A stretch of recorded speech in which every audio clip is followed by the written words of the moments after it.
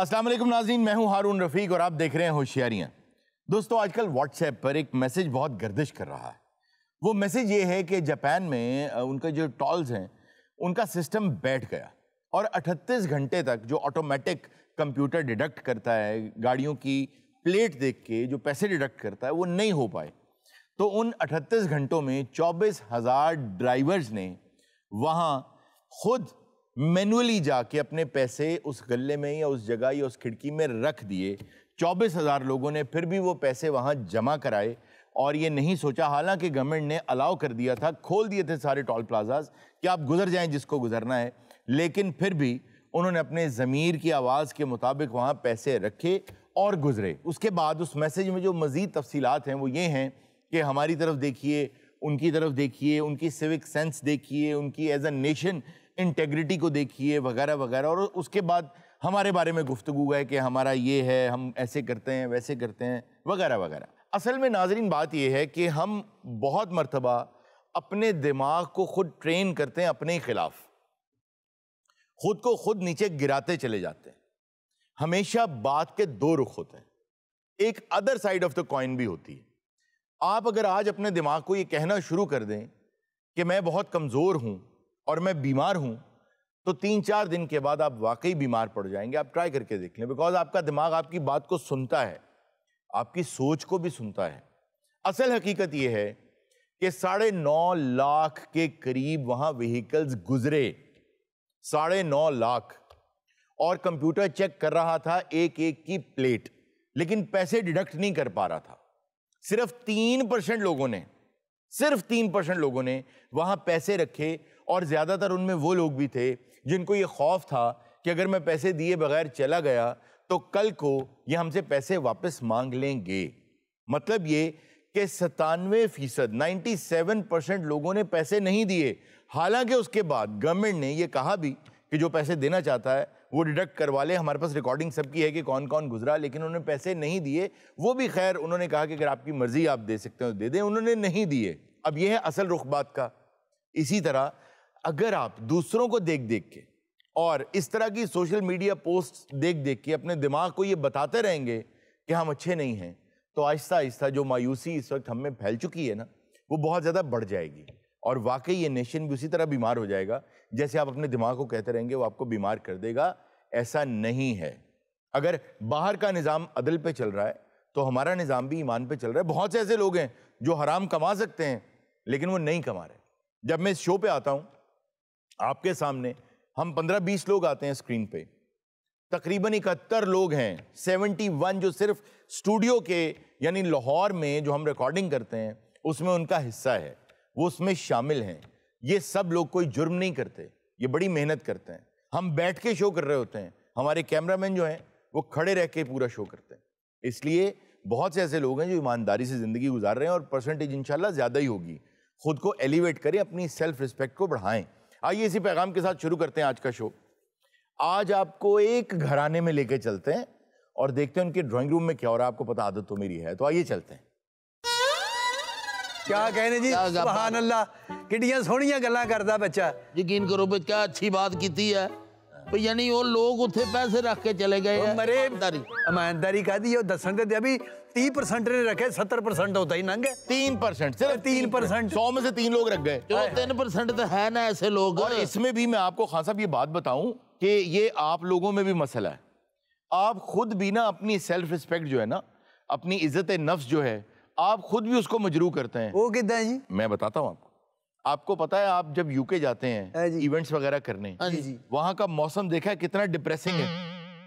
हर वक्त बारिश, हर जगह झाड़ियां, ऐसा ही है ना, और डिप्रेसिंग सा रहता है, धूप खुल के निकलती नहीं है।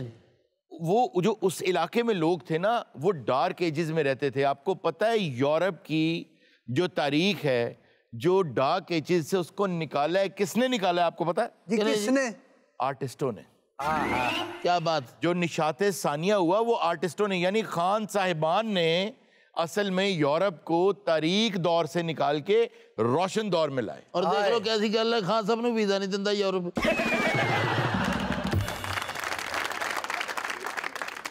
ਇੱਥੇ ਅੱਡੀਆਂ ਰਗੜ ਬੰਦਾ ਮਰ ਜਾਂਦਾ यार रैम्ब्रा ਜਾਂਦੀ उनकी तकदीर गोगा ने बदली है। ਹੈਲੋ ਗੋਗਾ ਸਾਡਾ ਮੁੰਡਾ ਨਹੀਂ ਗੋਗਾ ਉਹ ਨਹੀਂ ਕਹੋਗਾ ਉਹਨੇ ਤਕਦੀਰ ਬਦਲ ਦਿੱਤੀ ਹਾਲਾਂਕਿ ਉਹਨੇ ਆਪਣਾ ਮੂੰਹ ਨਹੀਂ ਬਦਲਿਆ 3 ਮਹੀਨੇ ਹੋ ਗਏ ਨੇ ਸ਼ਲਵਾਰ ਨਹੀਂ ਬਦਲੀ ਤਕਦੀਰ ਬਦਲੀ ਤਕਦੀਰ ਬਦਲ ਦਿੱਤੀ ਹੈ यार अच्छा जी। डाविंची ने तकदीर बदली है, डाविंची ने उनकी ਡਾਵਿੰਚੀ ਦਿਖਾ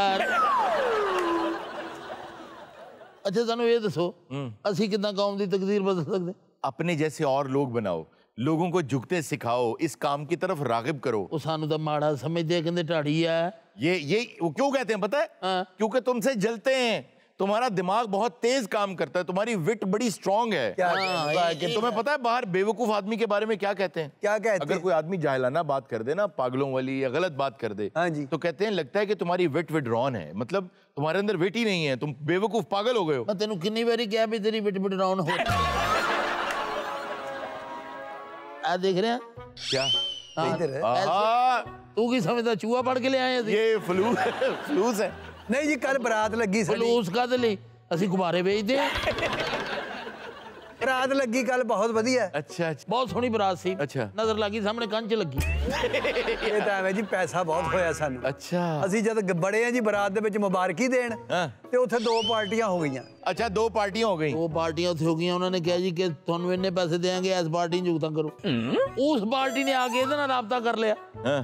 ਕਿ ਇਸ ਪਾਰਟੀ ਨੂੰ ਜੁਗਤਾਂ ਕਰੋ ਤੁਹਾਨੂੰ ਇੰਨੇ ਪੈਸੇ अच्छा अच्छा ਬਸ ਫਿਰ ਸਾਨੂੰ ਜੀ ਉਹ ਪੈਸਾ ਬਹੁਤ ਹੋ ਗਿਆ वाह वाह ਜੁਗਤਾਂ ਵੀ ਅਸੀਂ ਉਹ ਕੀਤੀਆਂ ਆਮਦ ਕੱਲ ਬਹੁਤ ਹੋਈ ਹੈ क्या बात है ਓਏ ਹੋਏ ਹੋਏ यार फिर सुशी मंगाओ। ਇਹ ਤੇਰੀ ਕੋਈ ਸ਼ੋਸ਼ੀ ਸਮਝੀ ਸਕੀ नहीं नहीं यार बड़ी मजेदार होती है सुशी। ਬਹੁਤ ਅੱਛੇ ਜੀ ਲੈ ਐਵੇਂ ਹੀ यार कोई 4-5 हजार की एक प्लेट खिला दोगे मुझे क्या है? ਕੀ ਹੈ ਸ਼ੋਸ਼ੀ ਪਤਾ ਨਹੀਂ ਮੈਂ ਵੀ ਇੰਨਾ ਕੋਈ ਸੁਣ ਰਿਹਾ ਵੇ ਸ਼ੂਸੀ ਆਪਾਂ ਤੇ ਸ਼ੂਸੀ ਦਾ ਹਲਵਾ ਹੀ ਬਣਾਈਦਾ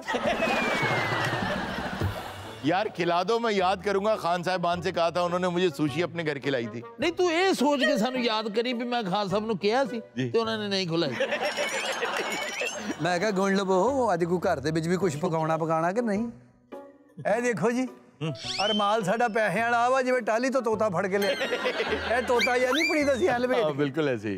ਹਾਏ ਹਾਏ ਹਾਏ सुभान अल्लाह उस्ताद जी क्या कहने अरे क्या कहने ਕੀ ਹੋਇਆ जीवो पे उस्ताद जी ਓਏ रौनकां दे विच ਮੈਂ ਕਹਿੰਦਾ ਵੀ ਭਾਗ ਵਾਲੇ ਹੋ ਤੁਸੀਂ ਸੁਭਾਨ। ਹੈਂ? ਅੱਲਾ ਖੈਰ ਵੀ ਕਰੇ। ਤੁਹਾਡੇ ਮੱਥੇ ਭਾਗ ਆ ਜਿੱਥੇ ਜਾਂਦੇ ਹੋ ਭਾਗ ਦੇ ਭਾਗ ਖਾਨ ਸਾਹਿਬ ਹਾਂ। ਅਸੀਂ ਆਪਣਾ ਸਗਾ ਮਾਂ ਪਿਓ ਛੱਡ ਕੇ ਤੁਹਾਡੇ ਕੋਲ ਐਵੇਂ ਪਿਆਰਾ ਚ ਆ ਗਏ ਸਕਾ ਮਾਂ ਪਿਓ ਤੂੰ ਨਹੀਂ ਛੱਡਿਆ ਸਕੇ ਮਾਂ ਪਿਓ ਨੇ ਤੈਨੂੰ ਛੱਡਿਆ ਤੈਨੂੰ ਪੁੱਤ ਕੀ ਚਾਹੁੰਦਾ ਤੂੰ ਉਸਤਾਦ ਜੀ ਗੱਲ ਪਤਾ ਕੀ ਅਸੀਂ ਆ ਤੁਹਾਡੇ ਸ਼ਗਿਰਦ ਤਾਂ ਉਸੇ ਸਿਲਸਿਲੇ ਵਿੱਚ ਹੀ ਹਾਜ਼ਰ ਹੋਏ ਸੀ ਇਹ ਆਪਣੀ ਆਪਣੀ ਮਿਠਾਈ ਵਾਪਸ ਲੈਣੀ ਹੈ ਇਹ ਜੀ ਵਾਪਸ ਨਹੀਂ ਲੈਣੀ ਉਹ ਹੁੰਦਾ ਹੀ ਹੈ ਨਾ वो हिस्सा बकरा करे ना। ਹਾਂ ਜੀ ਉਹ ਹਿੱਸਾ ਜਰਾ ਬਖਰਾ ਤਾਂ ਫਿਰ ਜ਼ਰੂਰੀ ਹੈ ਨਾ ਨਹੀਂ ਹਿੱਸਾ ਬਖਰਾ ਤੁਹਾਨੂੰ ਦੇਣਾ ਪਹਿਲੇ ਕਦੀ ਰੱਖੇ ਰੱਖੇ ਉਹ ਰੱਖੇ ਆ ਤਾਂ ਤੁਹਾਡੇ ਹੀ ਜਮਾ ਹੋ ਰਹੇ ਆ ਕਿਤੇ ਫੌਤ ਕੀਤੇ ਕਿਤੇ ਔਖੇ ਸੌਖੇ ਵੇਲੇ ਕੰਮ ਆ ਜਾਣ ਤੁਹਾਡੇ ਨਹੀਂ, ਤੂੰ ਤਾਂ ਇਧਰੋਂ ਫੜਨੇ ਆ ਤਾਂ ਤੁਸੀਂ ਪਾਨ ਖਾ ਲੈਣੇ ਮਤਲਬ ਪਾਨ ਤਾਂ ਇੰਜ ਖਾਂਦੇ ਆ ਜਿਵੇਂ ਮਹਿੰਦੀ ਹਸਨ ਦੇ ਸ਼ਗਿਰਦ ਨਹੀਂ ਸਾਡੇ ਪੈਸੇ ਜਮਾ ਕਰੀ ਜਾਂਦੇ ਹੋ ਅਸੀਂ ਬੈਂਕ ਦੇ ਸ਼ਾਗਿਰਦ ਹੋਏ ਆ ਬਾਹਰ ਇਹਨਾਂ ਦੇ ਪਾਨ ਤੇ ਯਕੀਨ ਕਰੋ ਹਰ ਵੇਲੇ ਪਾਨ ਇਹਨਾਂ ਨੇ ਮੂੰਹ 'ਚ ਏਦਾਂ ਪਾਏ ਹੁੰਦੇ ਜਦੋਂ ਨਕਸੀਰ ਪੁੱਟੀ ਜਾਂਦੀ ਤੇ ਘਰ ਦੇ ਵਿੱਚ ਸਾਡੀ ਜਵਾਨ ਭੈਣ ਬੈਠੀ ਆ ਉਹਨੂੰ ਬੂਹੇ ਉਠਾਉਣਾ ਨਹੀਂ ਅਸੀਂ ਨਹੀਂ ਕੋਈ ਨਹੀਂ ਜੀ ਉਹ ਮੈਂ ਉਠਾ ਦਿੰਦਾ ਉਹਨੂੰ ਓਏ ਲੱਖ ਲੱਖ ਕਦ ਨਹੀਂ ਉਠਾ ਦੇਣਾ ਸਾਲਿਆ ਉਹਨੂੰ ਪੋਲੀਓ ਮੈਂ ਕਿਹਾ ਉਸਤਾਦ ਜੀ ਹਾਂਜੀ ਸੁਭਾਨ ਅੱਲਾਹ ਬਰਾਤ ਬਹੁਤ ਅੱਛੀ ਲੱਗੀ ਬਸ ਜੀ ਸਾਡਾ ਦਿਲ ਕਰਦਾ ਅੱਜ ਨਾ ਰੋਟੀ ਬਾਹਰੋਂ ਖਾਈਏ ਉਸਤਾਦ ਜੀ चलो जी चलो, जैपनीज रेस्टोरेंट ਚਲੋ ਠੀਕ ਆ ਜੀ ਜਾਓ ਰੋਟੀ ਇੱਥੋਂ ਲੈ ਜਾਓ ਇਹ ਬਾਹਰ ਬੈ ਬਾਹਰ ਬੈ ਕੇ ਕੇ ਖਾ ਲਓ ਉਹ ਤੇ ਬਾਹਰ ਖਾ ਲਓ ਉਹ ਨਹੀਂ, ਨਹੀਂ। ਖਾਣੇ ਨਹੀਂ ਹੁੰਦੇ ਜਿਹੜੇ ਪੀਜ਼ਾ ਕਹਿੰਦੇ ਜਿਹਨੂੰ ਫਾਸਟ ਫੂਡ ਉਸਤਾਦ ਆ ਗਿਣ ਕਿੰਨੇ ਆ ਲਓ ਜੀ ਮੈਂ ਇਹ ਕਿੰਨੇ ਹੀ ਆ ਘੱਟ ਦੇ ਓ ਯਾਰ ਅੱਛਾ ਮੇਰਾ ਗੱਲ ਸੁਣ ਮੇਰੇ ਆ 5000 ਲੈ 5000 ਪੁੱਤ ਢਾਈ ਤੇਰਾ ਤਾਂ ਢਾਈ ਉਹਦਾ ਹਾਏ ਹਾਏ ਜੀਵੋ पे उस्ताद जी ਜਾ ਬਾਹਰ ਜਾ ਕੇ ਪੀਜ਼ੇ ਖਾਓ ਪਾਸਤੇ ਖਾਓ ਅੱਲਾ ਵਾਸਤੇ ਖਾਓ ਮਿਹਰਬਾਨੀ ਸਾਜ ਜੀ ਅੱਛਾ ਪੁੱਤ ਇੱਕ ਗੱਲ ਸੁਣ ਲਓ ਹਾਂਜੀ। ਉਹ ਕੀ ਇਹ ਜਿਹੜਾ 5000 ਥਨ ਦਿੱਤਾ ਨਾ ਹਾਂਜੀ। ਇਹ ਹਜ਼ਾਰ ਆ ਸਾਡਾ ਤੁਹਾਡੇ ਆ ਹਾਂਜੀ ਸਾਡਾ ਪਿਆ ਸਾਡੇ ਕੋਲ ਸਾਰਾ ਤੁਹਾਡੇ ਪਿਆ ਪੈਸੇ ਸਾਡੇ ਕੋਲ ਅਮਾਨਤ ਆ उस्ताद ਮੈਂ जी ਕਹਿੰਦਾ ਜਿਹੜਾ ਤੁਹਾਡੇ ਕੋਲ ਪਿਆ ਨਾ ਇਹਦੇ ਨਾਲ ਬਟਾ ਲਓ कैसा ਗੱਲ ਆ। मुरादा तेरा ਬਹੁਤ ਅੱਛੇ ਵੀ ਪੈਸੇ तेरा ਤੁਸੀਂ दौर ਰੱਖੀ फिटे ਜਾਂਦੇ। तेरा कैसा कैसे मरो, साढ़े अल्लाह सारे आवे। पुरानी लाशन का मुंह है।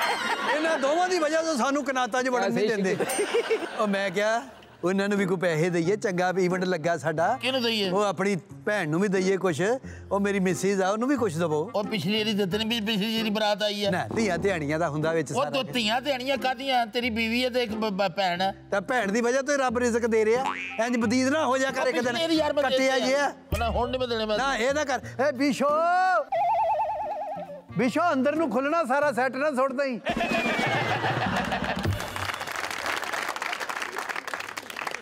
ਉਹ ਕਿੱਥੇ ਹੈ? ਧੀ ਨਾਲ ਨਹੀਂ ਮਿਲੀ, ਕਿੱਥੇ ਹੈ? ਉਹ ਵੀ ਆ ਗਈ ਹੈ।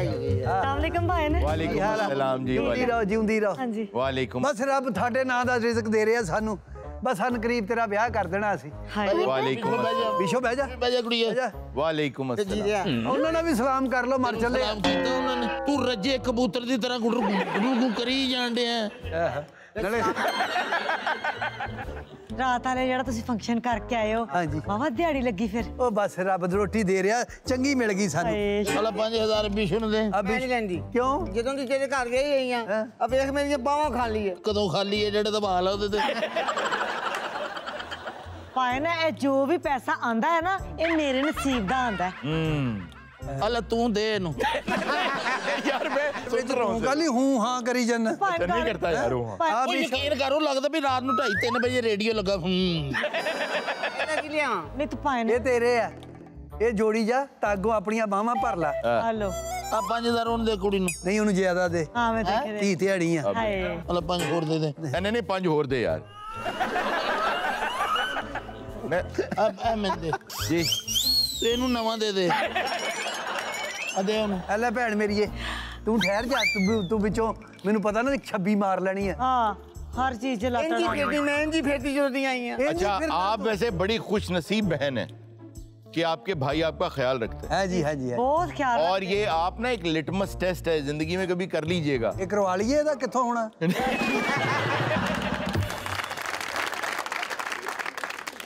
मैं कहना ये चाह रहा हूँ कि जो भाई अपनी बहनों का ख्याल रखते हैं हाय, ना हाय। फाइनेंशियली हाँ जी। और हर तरह से उनका ख्याल रखते हैं, वो बड़ी तरक्की करते हैं। आप दुनिया में देख लीजिएगा। ਬਾਜੀ ਵਾਕਈ ਵਾਕਈ ਕਿਉਂ ਨਹੀਂ? ਅਜੀਤ ਕਿ ਤਰੱਕੀ ਕਰਦੇ ਤੇ ਜਿਹੜਾ ਮਹੱਲੇਦਾਰ ਹਰ ਗੱਲ ਦੇ ਵਿੱਚ ਹੂੰ ਹਾਂ ਕਰੇ ਨਾ, ਉਹ ਵੀ ਬਹੁਤ ਤਰੱਕੀ ਕਰਦੇ ਆ। ਮੈਂ ਇੱਕ ਜ਼ਰੂਰੀ ਗੱਲ ਕਰਨੀ ਸੀ। ਪੈਸੇ ਜਮ੍ਹਾਂ ਕਰੀਏ, ਆਪਣੀ ਭੈਣ ਦੇ ਵੀ ਹੱਥ ਪੀਲੇ ਕਰੋ। ਕਰਨੇ ਆ, ਮੈਂ ਕੱਲ ਰੰਗ ਲਿਆ ਰਿਹਾ। है असल में ना वो कह रही हैं उनकी शादी करने का। ਤੇ ਤੂੰ ਕਿਸ ਚੱਕਰ 'ਚ ਇਕੱਠਾ ਗੁੱਠਾ ਹੋ ਰਿਹਾ? ਉਹ ਜਿਹੜਾ ਅੱਜ ਤੇਰੀ ਕੁਰਸੀ ਨੂੰ ਸੇਕ ਲੱਗਾ। अच्छी बात कर रहा हूँ यार।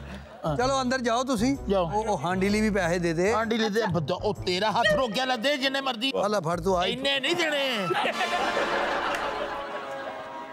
ਆ ਲੈ ਅੱਜ ਕੱਲ ਤੁਹਾਨੂੰ ਪਤਾ ਸਰਦੀ ਜੀ ਸ਼ੁਰੂ ਹੋ ਗਈ ਆ। ਮੱਛੀ ਪਕਾਓ ਅੱਜ। थोड़ी थोड़ी ज्यादा पका लेना। ਔਰ ਉਹ ਪਕਾਉਣਾ ਜਿਹਦੇ ਨਾਲ ਇਹਨੂੰ ਫਲਵੈਰੀ ਹੋ ਜਾਏ।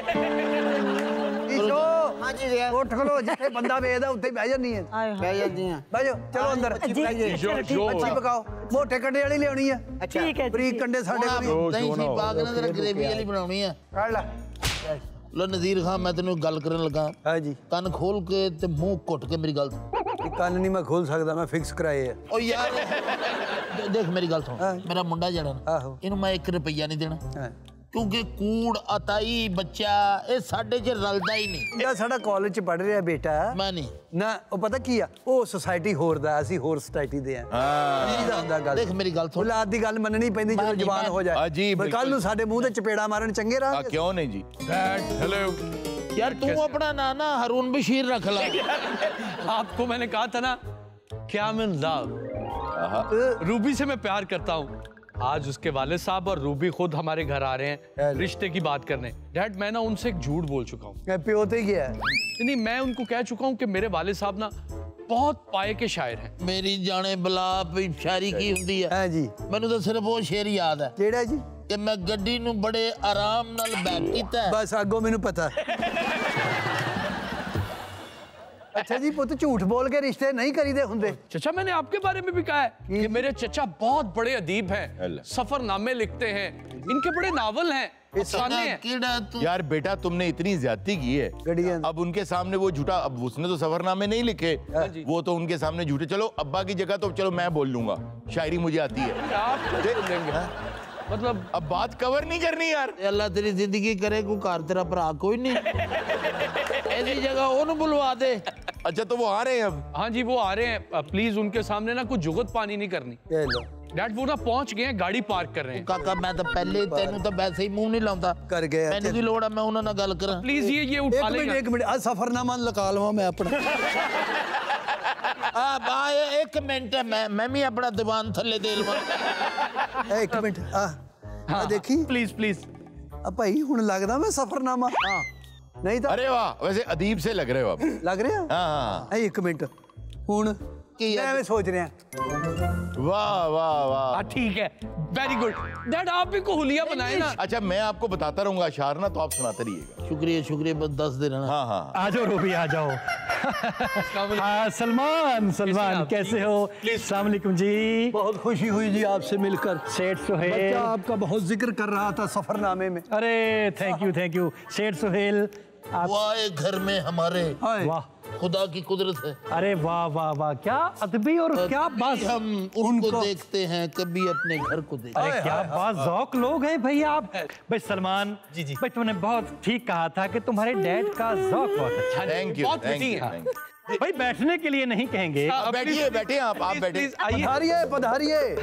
रूबी मेरा ख्याल है ये आपके अंकल हैं। जी जी ये अंकल हैं और वो डैड हैं। बस ये आज से तुम्हारी बेटी नहीं हैं जी, ये हमारी बेटी है। हाँ ये असल में इनके चचा हैं। अच्छा अपना जरा तारुफ खुल के कराए ना जी। चचा है आप? हाँ मैं ही इनका अंकल हूँ।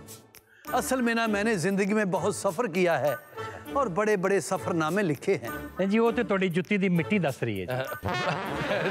भाई तुम तो कह रहे थे ये कारोबारी आदमी है। नहीं बेटा विटी तो भी काफी है। माशाल्लाह बेटी बहुत अच्छी है। भाई हमें भी आप बहुत अच्छे लगे हैं, लेकिन साहब कुछ शेर अता कीजिए। आपके बारे में सुना है कि आप मैं सफरनामे लिखता हूँ। अरे ठीक है, डैड को कह रहे हैं। डैड को आप कुछ शेर अता कीजिए ना। उधर देख रहे हैं, बोल दे कि मेरे ते थुक। शेर अर्ज किया है, शेर अर्ज किया है। इरशाद अता कीजिए। हालात की आरी हूँ, हालात की आरी हूँ, ख्वाबों का रंदा हूँ, ख्वाबों का रंदा हूँ। हालात की आरी हूँ, ख्वाबों का रंदा। वाह वाह, अरे वाह। शादी के लिए आप मान तो गए हैं, शादी के लिए आप मान तो गए हैं, लेकिन मैं बंदा बड़ा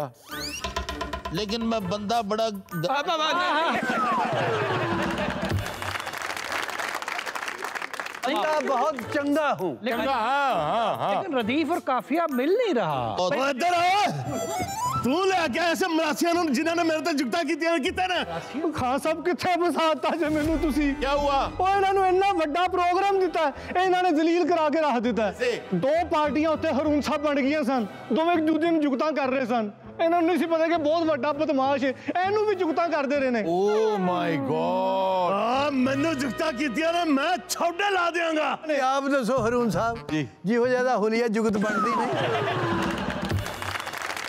ओए मोटा जिहा किथे जिन्हें मैंने बड़ी जुगता कीतियां सन, जेड़ा मैनू कहंदा सी किहो जिहा मुंह हुंदा है। मेरे ख्याल है उन्हें तो क्या होगा, छापर च छुपाया होता है। मैं रूबी का डैडी हूँ। सारे पीछे हो जाओ, रूबी बेटा पीछे हो जाओ। ये क्या हो रहा है? मैं बेटी का रिश्ता करने आया हूँ, ये क्या हो रहा है? तुम तो इस तरफ आओ, लड़ाई हो रही है। इस तरफ आ जाओ, इस तरफ आ जाओ, इस तरफ इधर बॉर्डर पे आ जा। बाकी भावे मेरे को नजर आंदा नहीं है, तू अमानत भाई नजर आना है।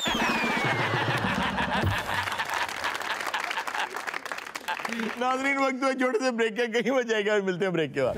अच्छा ऐसे ही क्या लो फिर मैंने याद आया, मैं दसना ही भुल गया सा। तू कहना 10 ਤੇ ਹੋਰ ਪੈਸੇ ਫੜਾ ਦੇ। ਉਹ ਮੈਂ ਤੁਹਾਨੂੰ ਦੱਸਣਾ ਸੀ, ਉਹ ਜਿਹੜੇ ਬਾਹਰੋਂ ਨਹੀਂ ਸਨ ਆਏ, ਜਿਹੜੇ ਬੜਾਈਆਂ ਹੀ ਛੜਕੇ ਮਾਰਦੇ ਨੇ ਪੈਸਿਆਂ ਦੇ, ਉਹਨਾਂ ਨੇ ਬੇਟਾ ਮੰਗਿਆ ਸੀ ਨਾ ਇੱਕ ਜਗ੍ਹਾ। ਹਾਂ ਉਹ ਛੁੱਟ ਗਈ ਮੰਗਣੀ, ਪੈਸੇ ਵਾਪਸ ਪੜ ਲਈ। वेलकम बैक नाज़रीन। चश्मे फलक ने देखा कि बहुत अरसे से पूरी दुनिया में जो बुनियाद प्रस्त किस्म के सियासतदान हैं वो अपने नारे लगा रहे थे और उन्हें वोट्स भी मिल रहे थे, चाहे वो फ्रांस हो, चाहे वो जर्मनी हो, चाहे अमेरिका हो। तमाम ऐसे लोग सामने आ रहे थे जो इंतहा पसंद किस्म की अपनी जहनीत रखते थे। इस दौरान हुआ ये कि पूरी दुनिया में इमिग्रेंट्स का एक इशू खड़ा हो गया, एक बहुत बड़ा मसला हो गया जिसने ऐसा क्राइसिस की शक्ल इख्तियार कर ली कि पूरी दुनिया को हमदर्दी होने लगी इमिग्रेंट्स के साथ। आपने बहुत सी तस्वीर और वीडियोस भी देखी जिसमें कश्ती में लोग सवार हैं और बहुत से जानी नुकसानात भी हुए, क्योंकि बहुत आईनी हाथों से निपटा गया उन गरीब लोगों से जो अपने वतन को तर्क करके रिस्क की तलाश में, अमन की तलाश में निकले थे। तो इंसानियत कहीं बहुत पीछे रह गई थी और बुनियाद परस्ती बहुत आगे जा रही थी। और फिर इसी दौरान उम्मत मुस्लिमा के साथ जिस किस्म का जेनोसाइड स्टार्ट हुआ उसको भी लोगों ने देखा। और उस पर हुआ ये कि न सिर्फ उन्हें गुस्सा आया, जो लोग पहले इस चीज़ से नावाकिफ़ थे कि मुसलमानों के साथ क्या जुल्म हो रहे हैं, बल्कि उन्हें भी गुस्सा आया जो इस चीज़ का हिस्सा भी थे और उनके रिश्तेदार, प्यारे, मोहब्बत करने वाले, जानने वाले उसमें शामिल थे। और फिर एक बहुत ही ठंडी हवा का झोंका, एक बहुत खूबसूरत तब्दीली जो कि एक ऐसे शहर में आई जो शहर इस वक्त अपनी इकॉनमी के हवाले से कनाडा से भी बड़ा है। वो शहर जो इस वक्त यूं कहा जाए कि पूरी दुनिया चला रहा है तो ये कुछ ज़्यादा गलत ना होगा, और दुनिया की जो टॉप सिटीज़ हैं उनमें से एक है। और उसके जो अगले मेयर आ गए वो एक ऐसे नौजवान आ गए जो नौजवान फैज़ को पढ़ता है, किसने सोचा था, जो नौजवान टैक्सी वालों के साथ बैठ के हड़ताल में शामिल होता है, जो अस्पताल में जाता है और गरीब जो वहाँ पर मरीज़ हैं उनकी अश्कशोई करता है। एक ऐसा नौजवान जो न सिर्फ ये कि पाकिस्तानी खाने बड़े शौक़ से खाता है, बल्कि उर्दू अशार वाले कपड़े भी पहनता है और उसके साथ साथ किताबें भी पढ़ता है। और उनके वालिद जो हैं वो मुसलमानों की आवाज़ बुलंद करते अपनी किताबों के ज़रिए, और आज न्यूयॉर्क की कमान उनके हाथ में है। हालांकि बहुत बड़े बड़े बिलियनर्स उनके ख़िलाफ़ थे, चाहे वो एलन मस्क हों या फिर इवन प्रेसिडेंट खुद हों ट्रंप। और इसी हवाले से आज हमारे साथ जो पैनल मौजूद है उसमें दो अहम शख्सियात हैं। एक हैं आपकी तालियों में ज़ोहरान ममदानी।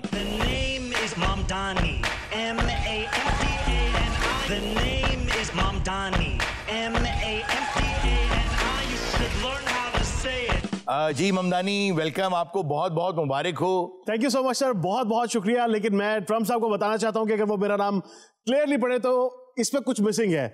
इसका पहला पार्ट है there is a lot of, नाम है there is a lot of जहर इन ममदानी। अच्छा, हमारे पैनल में आज हमारे साथ डोनाल्ड ट्रंप भी मौजूद हैं। वेलकम जी। Thank you so much Arun, I love you and thank you so much for inviting me. I need your permission to talk in Punjabi. Oh, can you? की हाल है बहन? अरे वाह वाह, ये तो बहुत अच्छा। ये मुझे लगता है ममदानी को देख के आपने सीखा है कि वो बहुत सी लैंग्वेजेस बोल लेते हैं। Yes, ममदानी दा मुंह इवें जिवें जुम्मे दे दिन दुकान बंद होंदी है। एदा मुंह इवें जिवें पत्थर दी नान टिक्की होंदी है। एदा मुंह इवें जिवें डड्डू दी डकार फसी होंदी है। बकवास बात करो, तोता चल जाए मुंडा। यार आपने क्या शुरू कर दिया है? एदा मुंह में जिवें कलेला सड़ गया। यार आपने कहां से सीखी है? जो ट्रंप तेरा मुंह में जिवें मैं जीत गया। The name is Mamdani, M-A-M-D-A-N-I. The name is Mamdani, M-A-M-D-A-N-I. You should learn how.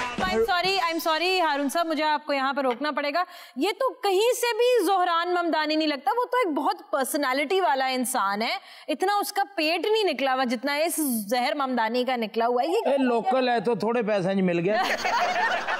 हाँ जी, जिन्ना सस्ता ममदानी मिले ना उस तो कितने सस्ता सानू ट्रंप मिल गया। अच्छा ममदानी, ये बताइए कि आपको ये झुकते हैं और ट्रंप साहब आपको ये झुकते हैं वगैरह, ये आपने कहाँ से सीखी हैं? मैंने तो frankly speaking I have learned it from उस्ताद जी आगा माजिद। बहन की हाल है? और सर खाना जी दे वास्ते वो ट्रंप जी ममदानी आपने ये झुकते वगैरह कहाँ से? सर मैं बताता हूँ मैंने कहाँ सीखे हैं। वो है इल्म किताबियतदारियां, खुशियारियां। सर वैसे इन्होंने तारीख बदल दी है न्यूयॉर्क दी। सलीम साहब आप बिल्कुल ठीक कह रहे हैं। एक्चुअली मसला ये है कि न्यूयॉर्क जो है वो बनाया किसने? देखिए, आप अपने हाथ से कोई चीज़ बनाते हैं, खुद मेहनत करके बनाते हैं, जब वो कोई और उस पर कब्जा कर ले तो आपको बुरा लगता है। हुआ यही कि न्यूयॉर्क बनाया किसने? इमिग्रेंट्स ने बनाया। और उसको चलाया किसने? इमिग्रेंट्स ने चलाया। उसको ऊपर कौन लेके गया? इमिग्रेंट्स लेके गए। अब हो ये रहा है कि ज़्यादातर लोग जो हैं न्यूयॉर्क के वो किराए पे रहते हैं और पूरा न्यूयॉर्क खरीद रखा है बिलियनर्स जो हैं उन्होंने। अब जिन्होंने न्यूयॉर्क बनाया था उन्हीं का वहाँ रहना जो है वो नामुमकिन हो गया है। $5,000 तक मैनहट्टन में जो वो किराए चले गए। और अगर आप दूर भी चले जाएं, ब्रुकलिन वगैरह जहाँ पाकिस्तानी रहते हैं, वहाँ भी $4,000 तक छोटा सा घर जो है वो चला गया। तो इनका कहना ये है कि मैं 4 साल के लिए आया हूँ और मैं फ्रीज कर दूंगा जो किराए हैं वो बढ़ा कोई नहीं सकेगा, क्योंकि लैंडलॉर्ड जो थे वो आए दिन किराए बढ़ा रहे थे। मैं ममदानी को फ्रीज कर दूंगा और ये ऐसा हो जाएगा जैसे फ्रिज में गोश्त रखा होता है। देखो तुम सिर्फ बातें कर सकते हो, तुम मेरा कुछ नहीं कर सकते। पब्लिक मेरे साथ है ब्रो। ममदानी जब न्यूयॉर्क का मेयर बना तो मैं चाहता था न्यूयॉर्क पे टैरिफ लगा दूं। तो आपने लगाया क्यों नहीं? वो अमेरिका का ही हिस्सा है। ये आपको बाद में पता चला कि वो अमेरिका का हिस्सा है? ये मुझे अभी हाल ही में पता चला है। आपको शायद ये भी ना पता हो कि न्यूयॉर्क शहर के ये मेयर बने हैं, न्यूयॉर्क स्टेट और है। दो हैं नहीं पाए ये दो हैं। न्यूयॉर्क स्टेट के अंदर एक शहर है, उसका भी नाम न्यूयॉर्क है। जर्सी दे भी यही नहीं, जर्सी जी जर्सी। अच्छा नहीं, न्यू जर्सी। स्वेटर देना सर, स्वेटर दे। सर मैं लेकिन इस प्लेटफॉर्म से, क्योंकि सारी आवाम हमें देख रही है जी, 8 बिलियन लोग इस वक्त हमें देख रहे हैं, मैं ये बताना चाहता हूं कि मेरे और ट्रम्प में लाख करोड़ इख्तलाफ है, लेकिन एक बात पे हम मुत्तफिक हैं। वो क्या बात है जिसपे आप दोनों मुत्तफिक हैं? वो ये है कि अमानत दी जितनी भी की जाए कट है।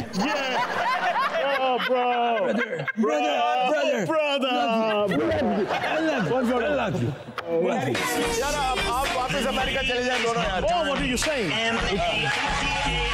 The name is Mamdani. M-A-M-D-A-N-I. You should learn how to say it. अच्छा ममदानी साहब, आपका कोमो के साथ अब कैसा रिश्ता है? जी कोमो के साथ और सेमी कॉलन्स के साथ मेरा हमेशा नहीं, वो कोमा नहीं जी, जो आपके खिलाफ खड़े थे। कोमो वो है जिसको प्राइमरी में इन्होंने हराया, और उसके बाद पहली दफा ऐसा हुआ कि ऐसा मुसलमान जो कि न सिर्फ ये कि वहां पैदा भी नहीं हुआ, और ऐसा मुसलमान जिसको 2 साल पहले तक कोई नहीं जानता था, वो नौजवान मेयर बन गया। और आपने बहुत शानदार 2 बातें की। आपने कहा एक तो मैं मुस्लिम हूँ, डेमोक्रेटिक सोशलिस्ट हूँ, और ट्रंप अपना वॉल्यूम ऊंचा कर लो क्योंकि मुझे पता है तुम सुन रहे हो। कौमों के लिए मैं एक शेर पेश करना चाहूंगा, कतील शफाई साहब का है कि तारीख में कौमों ने वो वक्त भी देखा है, लम्हों ने खता की थी, सदियों ने सजा पाई। Thank you so much. दूसरा फैज साहब का एक शेर है, अपने ऐबों पर डालकर पर्दा ए फैज, हर शख्स कह रहा है जमाना खराब है। यार ये कौन सा फैज है? आप इतना अच्छा फैज को पढ़ते हैं, आप इतना पसंद करते हैं, क्यों कॉमेडी क्रिएट करने की कोशिश कर रहे हैं? मैं कॉमेडी क्रिएट नहीं कर रहा sir, I am very much serious. अच्छा मुझे ममदानी आपसे एक सवाल करना है कि आपने जिस तरह की गुफ्तगू की, जो बातें आप करते हैं जी, जो सोच आपकी है, जिस तरफ आप चीजों को लेके जाना चाहते हैं, ये कैसे हो गया कि जूइश वोट भी आपको मिला? अब ये देखें ना, ये इसकी तो आपने मुझे तैयारी नहीं कराई है, बहुत टेक्निकल बात पूछ लिया। ममदानी साहब मैं आपसे ना बड़ी देर से सवाल पूछना चाह रही हूँ। जिस वक्त इलेक्शंस चल रहे थे और आपकी और कोमो की स्पीचेस चल रही थी, तो उस वक्त वो बार बार आपका नाम मदानी, मैं डैनी बोल रहे थे, तो उसके बाद आपने मैम डैनी बोला था। आपको उस वक्त क्या क्या फील हो रहा था, क्या एग्रेशन था आपके अंदर? जी असल में होता ही है कि आप नामों को बिगाड़ते तब हैं, आपको इस चीज की जरूरत तब पड़ती है जब आपने किसी चीज को क्लासेस शो करना होता है या उसकी वर्थ नीचे लेके आनी होती है। तो आपको बुरा लगा जब उन्होंने आपका नाम मैडमैनी और इस तरह से लिया? नहीं, वहां तो कुछ बुरा नहीं लगा, यहाँ पे पाकिस्तान आके बड़ा बुरा लगा। जब मैं बस से उतरा तो मुझे किसी ने कहा ममदानिया गाल छुड़िए। अच्छा ये देखिए, ये प्यार का भी एक अंदाज है। मैं फिटेबो पन्ना ऐसे प्यार पे। हारून, जो आपने कहा था दुनिया का सबसे बड़ा सबसे महंगा शहर न्यूयॉर्क है, आई एम सॉरी, न्यूयॉर्क नहीं है। फिर कौन सा है? कुछ भी हो, लाहौर है। अरे वाह वाह, ये तो हमारा भी दिल कहता है। ममदानी साहब मुझे बताइए कि अगला आप जो भी इलेक्शन लड़ेंगे, क्या उसका जो साउंड ट्रैक है वो अमानत गा सकता है? जी मैं मेरे इलेक्शन गटर में नहीं लड़ना। ममदानी साहब एक सवाल मेरा भी है। ममदानी साहब ये मुझे ये बताएं, एक सवाल का जवाब आप ये बताएं कि आप कैसे जीते? जी वोटों से जी। मेरे जो शो के मेरे अहबाब हैं, मेरे दोस्त हैं, ज़्यादा हैरान होंगे, तकरीबन 125 अरब रुपया होगा जिसको इन्होंने हैंडल करना है। इतने फंड, जो ऐसा बजट है उसका न्यूयॉर्क का। भाई ने इतने पैसे गल कन्फर्म में है? 125 अरब इसमें। इसलिए हारून मैं कहता हूँ गरीब बंदे को मेयर नहीं बनना चाहिए। भाई 125 अरब, 125 तो बहुत पैसा नहीं, बहुत पैसा, यानी जीरो किन्ने लेने देने? वाह 100 लेकर ये तो किन्ने पढ़ देने? Thank you very much Mamdani, बहुत मजा आया आपके साथ। बिल्कुल। मैं आखिरी बात करना चाहूंगा, अमानत फिडेबो।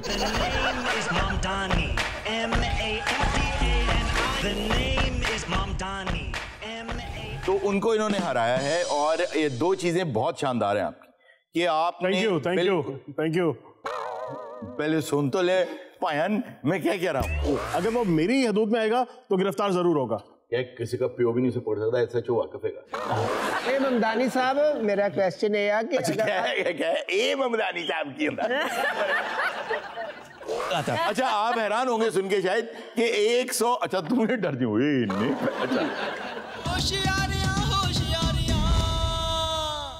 वेलकम बैक नाजरीन। अब हमारा जो सेगमेंट है वो दास्तान गोई है और आज दास्तान जिस शख्सियत की है वो बर्रे सगीर की सबसे पहली आप कह सकते हैं न सिर्फ ये कि सिंगर थी जो रिकॉर्ड की गई, बल्कि उसके साथ साथ उनकी शख्सियत के और भी बहुत से पहलू थे। तो इससे पहले कि उनके बारे में ज़्यादा गुफ्तगू हो, पहले उनके बारे में दास्तान सुन ली जाए। तो आइए इसको एंजॉय करें। हमारे साथ हैं बदर साहब। Thank you sir. बहुत शुक्रिया। आज जो दास्तान नाजरीन आपके लिए पेश की जा रही है, जो किस्सा मैं सुनाने जा रहा हूँ, वो जैसा कि हारून साहब ने बताया है कि हिंदुस्तान की उस पहली गुलकारा का किस्सा है जिन्हें पहली बार ग्रामोफोन पर गाना रिकॉर्ड करने का भी एजाज़ हासिल है। उस गुलकारा का नाम था गौहर जान। क्या बात? गौहर जान की वालिदा का नाम मलका जान था। वो खुद भी बहुत बड़ी गुलकारा और साहिब दीवान शायरा थी। मलका जान ने अपनी बेटी गौहर जान को छोटी उम्र से ही बड़े बड़े उस्तादों से मौसीकी की तालीम दिलवाई। उनमें उस्ताद काले खान, उस्ताद वजीर खान और उस्ताद जरनैल बख्श खान शामिल थे। गौहर जान को हिंदुस्तान की महंगी गुलकारा का भी एजाज़ हासिल है कि गौहर जान अपनी वसूली के मामले में ज़रा भी मुरव्वत नहीं करती थी। जब भी उनको कहीं से गाने का बुलावा आया करता था तो वो सोने के 101 सिक्के लिया करती थी, फिर प्रोग्राम में जाया करती थी।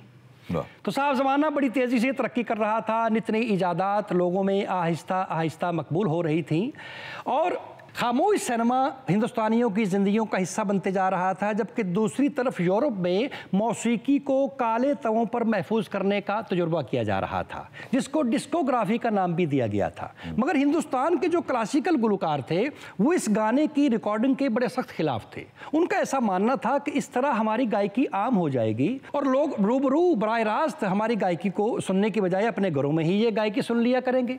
और दूसरी वजह ये थी कि हिंदुस्तान के क्लासिकल और क्लासिकल गुलकारों के लिए ये नामुमकिन था कि वो 2-3 मिनट के लिए गाना गाएं, क्योंकि 2-3 मिनट में तो वो सिर्फ अपना सुर और साज सीधा किया करते थे और उस काले तवे में, उस डिस्क में इतनी स्पेस नहीं होती थी कि इतनी देर तक गाना रिकॉर्ड किया जा सके। मगर उसके बावजूद भी डिस्कोग्राफी ने अपना नाम पैदा किया और पूरी दुनिया में वो मशहूर हो गई। तारीख थी साहब 8 नवंबर 1902 जब हिंदुस्तान का पहला गीत रिकॉर्ड किया गया और इस पहले गीत की रिकॉर्डिंग के लिए जर्मनी से डिस्क रिकॉर्डिंग के मुजिद फ्रेडरिक विलियम गेसबर्ग ख़ास तौर पर हिंदुस्तान आए और कलकत्ता के एक होटल के 2 कमरों को स्टूडियो में तब्दील किया गया और इस गाने को इंग्लैंड की एक कंपनी ने 25 सेंटीमीटर की डिस्क पर रिकॉर्ड किया। उस कंपनी का नाम था gramophone and type writers limited और जिस गुलकारा ने ये गाना गाया था वो कोई और नहीं, गौहर जान थी। गौहर जान ने वो गाना राग जोगिया में गाया था, लेकिन गौहर जान के इस फैसले ने, इस गाने की रिकॉर्डिंग के फैसले ने उसे रातों रात शोहरत की बुलंदियों पर पहुंचा दिया। क्योंकि उस ज़माने में मौसीकी के रसियाओं के लिए ये मुमकिन नहीं था कि वो गौहर जान को सोने के 101 सिक्के दें और उनका गाना सुने, मगर कई एक लोगों के बस में ये ज़रूर था कि वो ग्रामोफोन पर गौहर जान का रिकॉर्ड लाकर उसका गाना सुन सकें। उस ज़माने में जिसके पास ग्रामोफोन हुआ करता था उसकी बड़ी शान होती थी।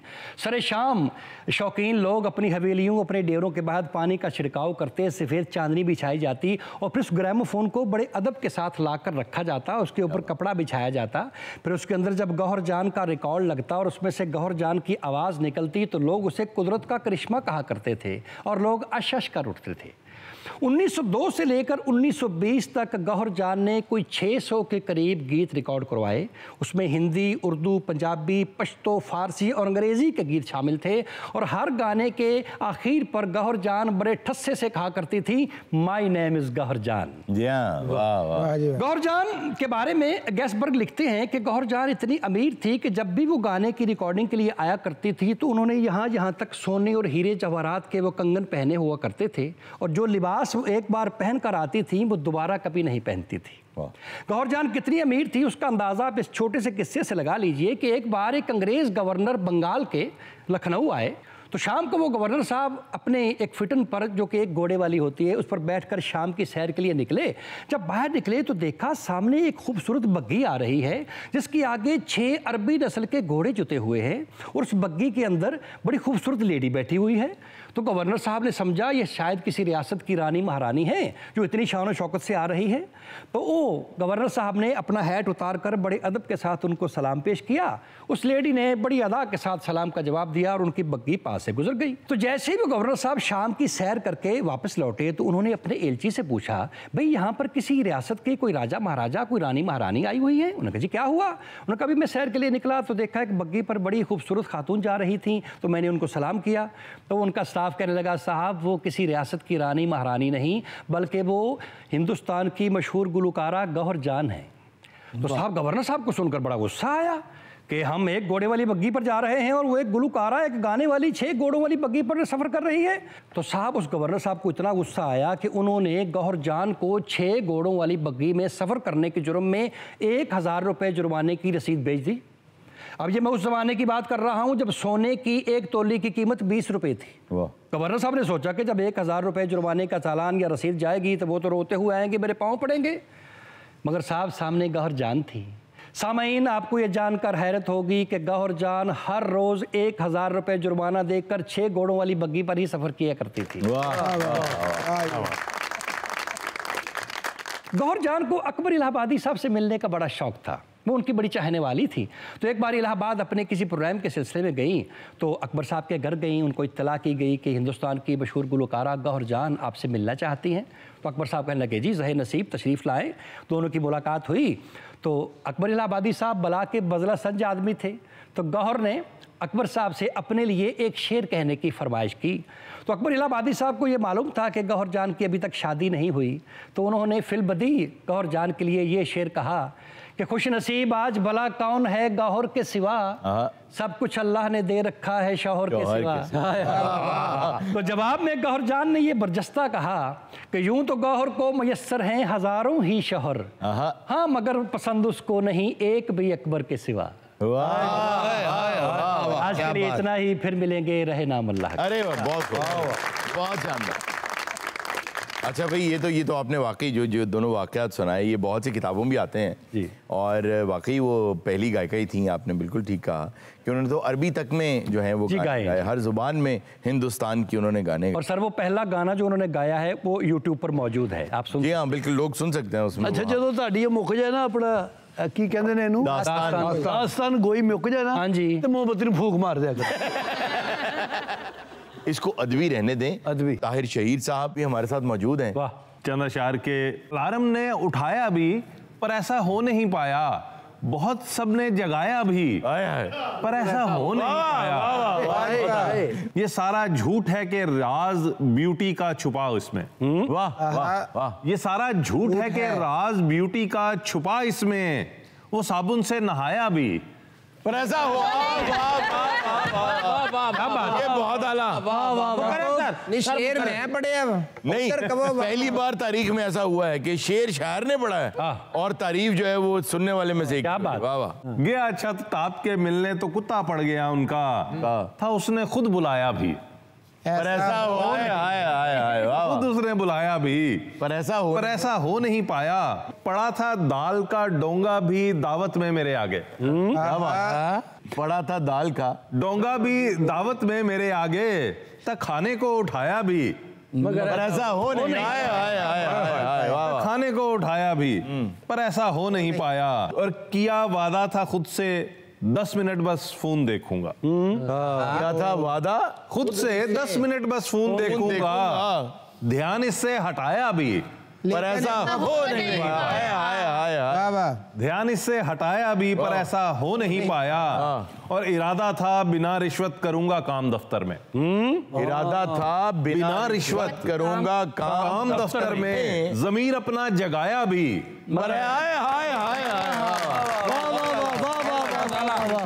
नाज़रीन, वक्त हुआ एक छोटे से ब्रेक का, कहीं मत जाएगा, मिलते हैं ब्रेक के बाद। भाई यहाँ किसी रियासत की रानी महारानी को राजा महाराजा की फैमिली आई हुई है, खानदान। जैसे ही गवर्नर साहब बेगम कह लें कि भाई यहाँ पर किसी रियासत के कोई राजा महाराजा एलची कर लें, तो जैसे ही वो एलची वापस लौटे, नहीं गवर्नर वापस लौटे, हाँ, उन्होंने अपनी एलची से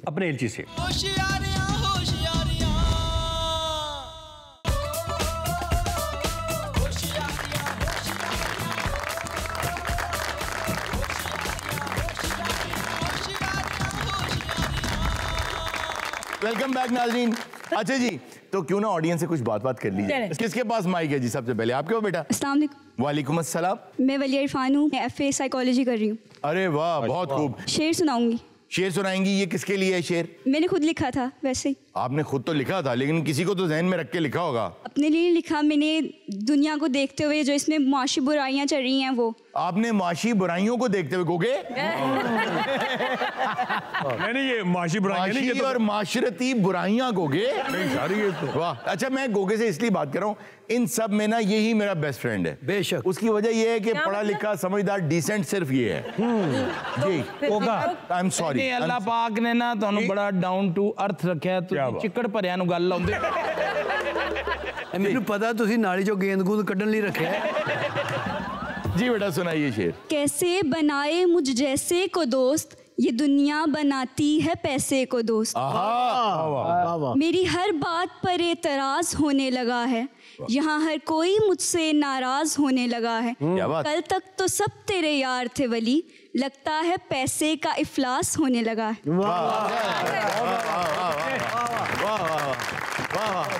और गोगे, जब ये मेरे पास आया शो में, मुझे पता चल गया शो का नाश होने लगा।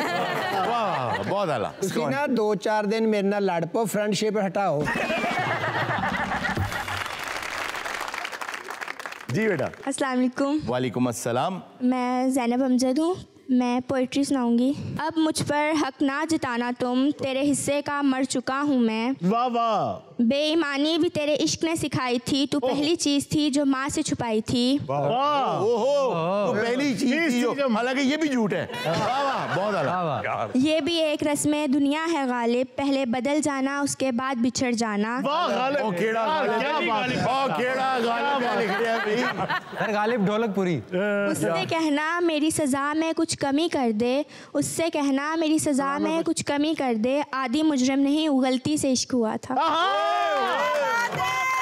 क्या बात है। इसी बात के हवाले से फिराक गोरखपुरी ने कहा है, बुरा ना मानो तो एक बात कहूं, बिस्मिल्लाह, इश्क तौफीक है गुनाह नहीं। वाह वाह वाह। अच्छा, वैसे क्योंकि मुझे लगता है कि जरूरत पड़ेगी तो मैं क्यों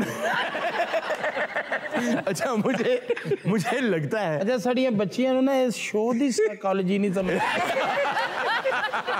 मुझे लगता है जरूरत पड़ेगी तो क्यों ना एक अच्छी सी नज्म अहमद फराज साहब, क्योंकि मैंने जो गालिब सुना है ना, उसके बाद मेरी तबीयत मचल रही है कि कोई अच्छा कलाम। ये उन्होंने लिखी इस हवाले से कि आप किसी पर बहुत ज्यादा इन्वेस्ट कर देते हैं जज्बात में, वक्त की सूरत में, और फिर वो वापस लौट जाता है जहां से वो आया था, आपको सिर्फ इस्तेमाल करता है पहले वाले को दिखाने के लिए या उसको दोबारा अट्रैक्ट करने के लिए। तो वो कहते हैं कि तुम तो जूद फरामोश हो, तुम तो माफ कर दोगे उसे, मेरा क्या बनेगा। मुझसे पहले तुझे जिस शख्स ने चाहा उसने, वाह, शायद अब भी तेरा गम दिल से लगा रखा हो। एक बेनाम सी उम्मीद पे अब भी शायद अपने ख्वाबों के जजीरों को सजा रखा हो। मैंने माना कि वो बेगानाए पैमाने वफा जो खो गया है किसी और की रानाई में, शायद अब लौट के ना आए तेरी महफिल में, और कोई दुख ना रुलाए तुझे तन्हाई में। फिर भी माजी का ख्याल आता है गाहे गाहे, मुद्दतें दर्द की लौ कम नहीं कर सकती, जख्म भर जाए मगर दाग तो रह जाता है, वाह, दूरियों से कभी यादें तो नहीं मर सकती, वाह, ये भी मुमकिन है कि एक दिन वो परेशान होकर तेरे पास आए, जमाने से किनारा कर ले, तू के मासूम भी है, जूद फरामोश भी है, उसकी पैमा शिकनी भी गवारा कर ले, वाह, और मैं जिसने तुझे अपना मसीहा समझा, एक जख्म और भी पहले की तरह सह जाऊं, जिस पे पहले भी कई अहदे वफा टूटे हैं, उसी दौराहे पे चुपचाप खड़ा रह जाऊं। बहुत अच्छे लोग थे, बड़ी बहुत शानदार शायरी थी।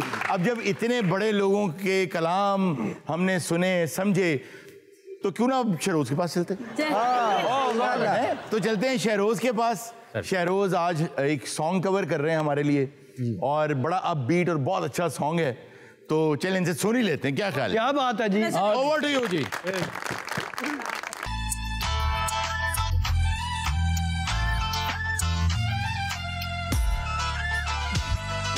सुन दिल बर जानी जग वफा तेरी नादानी ना कोई तेरे गम दा हानी राज झूठे झूठी रानी सुन ओ गल सुन दिल बर जानी जग वफा तेरी नादानी ना कोई तेरे गम दा हानी राज झूठे झूठी रानी सुन ओ गल सुन दिल बर जानी जग झूठी रानी झूठी रानी झूठी रानी।